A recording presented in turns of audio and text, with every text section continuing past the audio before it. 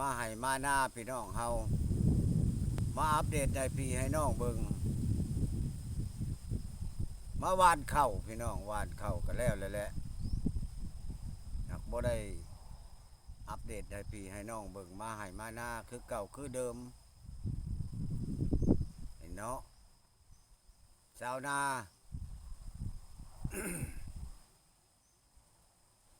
เด้ยมาอัดกิบให้พี่ให้น้องเบิ่งยังแห้งแล้งอยู่ได้พี่น้องฝนตกนี่ในระหว่าง 3-4 มื้อมานี่ก็ถือว่าบ่ได้แห้งบ่แห้งเนาะนายังเอิดเติดอยู่นี่ยังบ่มีน้ำมีในพี่น้องเฮายังแห้งยังแล้งอยู่คือเก่าเด้อพี่น้องเด้อ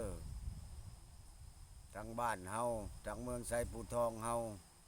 กระตกเป็นบางบอนพี่น้องอยู่นี่แหละนาแคมบ้านเฮานี่เต็งๆอยู่นี่หากบ่มีฮอดน้ำฮอดในพี่น้องเฮาเอามื้อนี้สบายดีเด้อพี่น้องสุขุสุคนภายในประเทศลาวเฮาหรือว่าต่างประเทศพี่น้องประเทศใดก็แล้วแต่มื้อนี้มาพบมาพ้อกันคือเก่าคือเดิมเด้อมื้อนี้เนาะแดดพี่น้องแดดแปะแดดแป่งถือว่าหึงแล้วบ่ได้มาพบมาพ้อกันเนาะบ่ได้อัดกิบมวกเมาอยู่น้ำให้น้ำนาก็เลยบ่ได้อัดกิบให้พี่ให้น้องเบิ่งมื้อนี้เอามาพบมาพ้อกันอีกแล้วสบายดีเบิดสุขุสู่คนทั้งนอกทั้งในคือเก่าคือเดิมพี่น้องเฮายังอยู่ดีไม่แห้งคือเก่าคือเดิมเด้อยังสบายดีอยู่คือเก่าอยู่น้ำไห้น้ำหน้านี่แหละพี่น้องบ่ได้ไปทั้งใดดอกลุงใหญ่เฮาบางมื้อก็ไปบางมื้อก็อยู่ไปเวียกไปงาน ไปงานก็ยังมีอยู่งานเนาะเดือน6เดือน7แล้วก็ดีมาพบมาพ่อกันอีกแล้วพี่น้องอยู่น้ำไห้น้ำหน้านี่แล้วลุงสวยเราหมักธรรมชาติพี่น้องอยู่ไปเย็นๆนี่แหละนั่งสบาย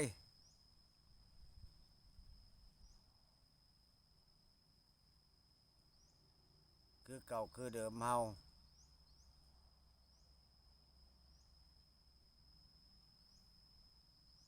ลุงสวยเฮา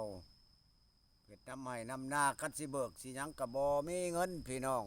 นะเงินโบราณก็คือสิแม่นเบาหมอนนั่นน่ะเบิ่งวับมาทางใด ฮะ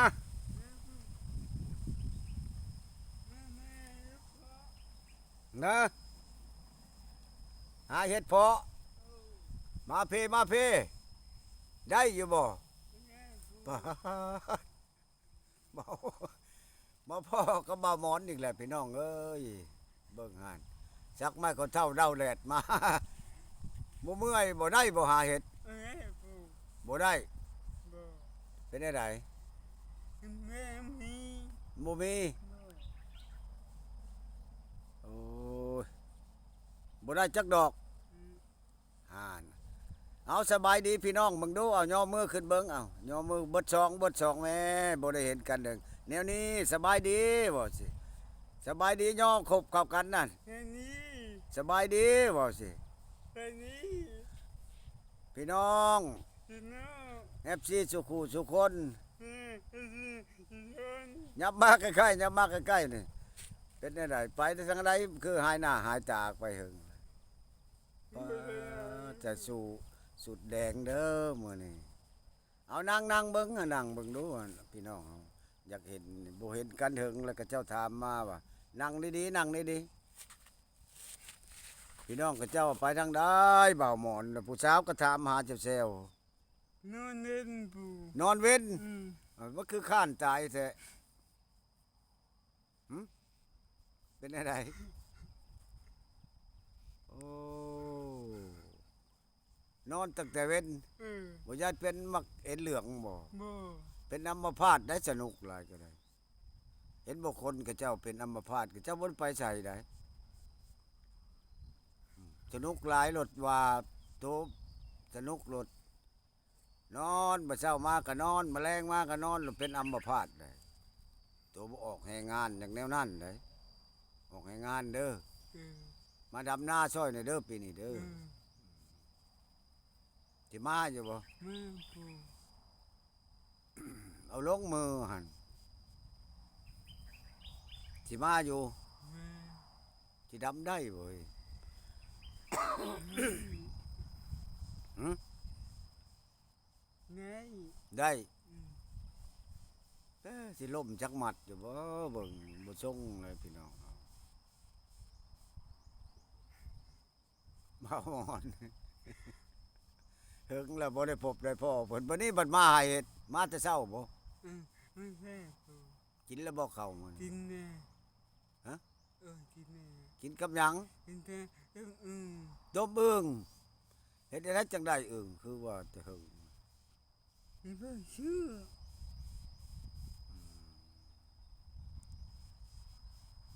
ซื้อ ชื่อ ซื้อไว้บ่ นี่ หลายบ่ย ไอ้เติบปู หลายเติบอิ่มบ่กินแซ่บบ่ ใช่ สิอึ่งเลยคือบ่มาให้กินแน่ คันได้อึ่งหลายบ่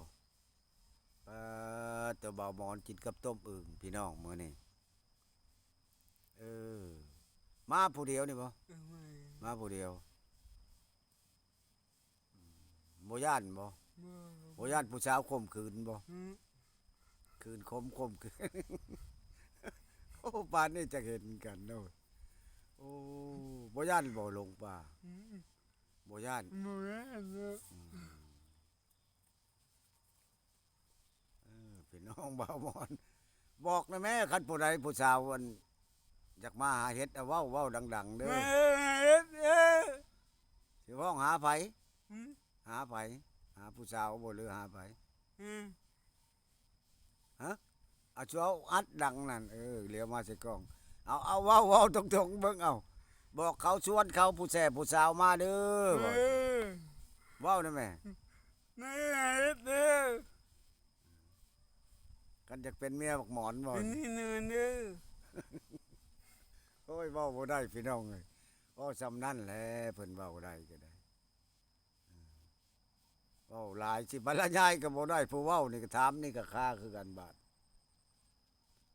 ถามคำใดเพิ่นก็ได้คำนั้นเพิ่นเว้าบ่ทอง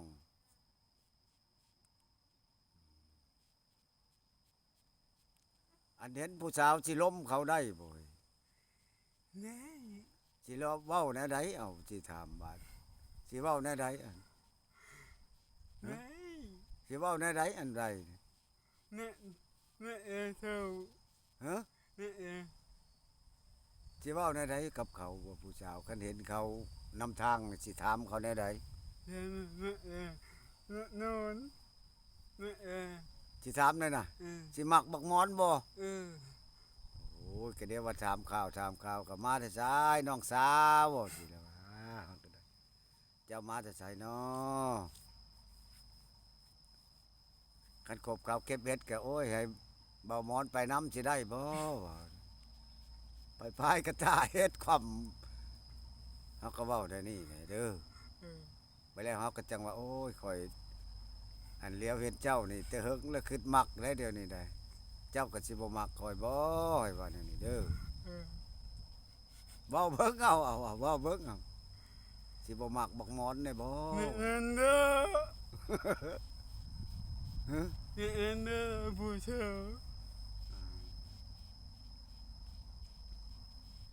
แล้วบาดเฮ็ดได้ไดบาดเว้าบ่ได้แล้วคันอันนี้บ่ได้เมียน้ำหมู่แท้ๆเลยเอาเบิ่งเอาเจ้าสิว่าได้ได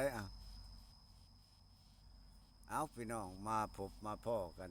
แนวนี้แหละผัดถามยามใดเพิ่นก็แนวนี้เนาะเพิ่นเว้าบ่ทองพี่น้องเอาเว้ามอนนี่เพิ่นนี่เลื่อนลอยอยู่แถวนี้แหละคันเว้าไปทงก็เห็นทงมาโคกก็เห็นโคกได้เพิ่นผู้นี้นะเพิ่นมักเจิดอยู่ดอก ไปเลยแม่นบ่ คือ โอ้ยยันแต่ผู้สาวข่มขืนตัวเท่านั้นแหละติยันตัวห้องอกเลยได้ แม่นบ่สุค่ำแม่เอ้ยเว้าน้ำพี่น้องภาคแต่พี่น้องมึงรู้เอาอยากได้หยังน้ำพี่น้ำน้อง FC เฮาเอาเว้าเป็นบ่ ถึง เอาเว้าได้นะอยากได้หยัง เออเนี่ย อยากได้หยังเอาออกข้างเอาออกสุค่ำเอาเว้าตรงๆโลดเอาอยากได้หยังน้ำพี่น้องเว้าคันเพิ่นเว้าได้ก็สิให้เขาสิให้เพิ่นถามข่าวมาอยู่ เนี่ยชื่อ อยากได้เสื้อ อืม เสื้อสีใดเฮ้ย สี อยากได้แนวเดียวบ่ เออ บ่มีเสื้อนุ่ง อืม อยากได้สีแดงคือเก่าเลย เออ สีนี่เห็นแต่คนจีนที่เขานุ่ง เนาะงามได้หน่อยสีเนาะงามเลยซักอยู่บ่เสื้อก็ได้ เอออยู่ ซักอยู่ อืม แผบก็มีบ่ มี คันบ่มีก็สิเอาให้ มีปู โอ้ยมาพบมาหมอนหาเฮ็ดบ่ว่าบ่ได้พอดอกพี่น้องเฮาลุงสวยลงมาบ้านเขามาจอบให้จอบหน้านี่แหละว่านเอาตรงนี้นะบ่ได้ดำก็บ่ไหวแล้ววันละ200,000 300,000บาทราคาเข้าผัด 6,000 กีบพี่น้องเสียได้มันสิได้บัดแบ่งใส่ปุ๋ยในอัน 6,000 กีบก็ได้แบ่งใส่ในครอบครัวอีกเป็นได้เบิดบ่โลหนึง 6,000 กีบพี่น้องเฮาราคาเข้าได้บัดแบ่งใส่ปุ๋ยอีกใน 6,000 น่ะโลหนึงน่ะมันสิพอบ่พี่น้องย่านบ่พอได้อยากลุบผู้ใดสิงลุบได้พี่น้องเฮ็ดนาชาวนากระสอบมีกระสอบหนึ่ง 2,000 กีบบัดขายทั้งข้าวขายทั้งกระสอบบัด 6,000 บาทค่ากระสอบบ่ได้เฮ็ดได้พี่น้อง ค่าข้าวค่าน้ำเฮาอ้าวราคาข้าวพี่น้องเฮาแต่ค่าสอบมันก็ 2,000 แล้วแม่นบ่หมอนบัดเข้าอีกก็ 6,000 มันเป็น 7,000 8,000 ทั้งกระสอบบาทสิว่าได้ไดอันสิบ่ลุบบ่เฮาเนาะ อือ ข่อยว่าต้องลุบได้พี่น้องชาวนานี่ได้ก็ลุบแล้วเนาะเขาบ่เป็นราคาบ่หลายก็ 10,000 ยังใครอยู่แม่นบ่ 10,000 นี่ก็ค่ากระสอบก็ 2,000 แล้วก็ได้แต่ 8,000 บาทบัดค่าปุ๋ยเฮาอีกแม่นบ่มันหลายแนวแยกในครอบครัวอีกแยกอยู่ใน 6,000 เป็นใช้บ่ลุบพี่น้องเฮาต้องควรเนาะตัวนี้ราคาข้าวพี่น้องเด้อเบิ่งประชาชนน่ะเด้อค่าปุ๋ยอีกก็เอา7-8 แสน 9 แสนแหละสิฮอดล้านนี่เด้ปุ๋ยนี่ก็หลังอันก็ล้านปลายสอบหนึ่งค่าข้าวบ่6,000ที่แล้วนี่ยังบ่ได้มีน้ำพี่น้องฮะเบิ่งดูอะสุดแสงตาป่าไม้มาอัปเดตให้พี่ให้น้องเบิ่งมื้อนี้ไปแล้วเพราะว่าบ่เสือน้ำบ่ได้มีอีหลีได้พี่น้องแห้งเอิดเติดนั่นคนว่าฝนตกไปอยู่ไสบ่มีน้ำพายก็ยังบ่ได้ออกบ่ออกจักดีน้ำยังบ่ได้เต็มพายพี่น้องก็น้ำบกพี่นี่เอามาพบมาพ้อกันกับเบาหมอนอยู่นี่แหละหัวให้หัวหน้าพี่น้องเอายกมือให้พี่น้องเบิ่งดูยกมือบ๊ายบายว่าสิ Bye.